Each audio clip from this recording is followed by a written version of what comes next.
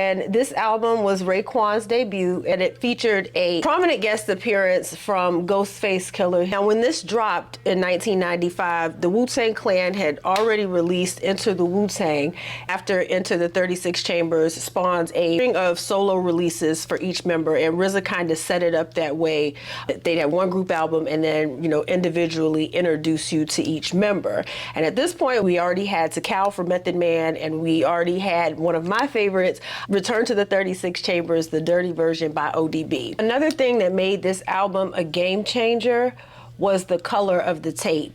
Now, Raekwon decided to go the unconventional route and make the color of his tape purple versus like the standard. At that time, it was like smoke gray. I don't think many people were doing like white tapes by that time. So his whole reasoning behind this was to replicate the feeling of like being on the corner. Different dealers would mark like what they had either by like the color of the bag or the color of the tops.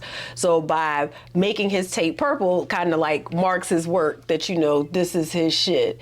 Aside from being, a fan of the Wu-Tang Clan in general at that time, it really was that purple tape that had me like pressing my mother out to go get this album the day it came out, because I had to see like what this tape looked like in person.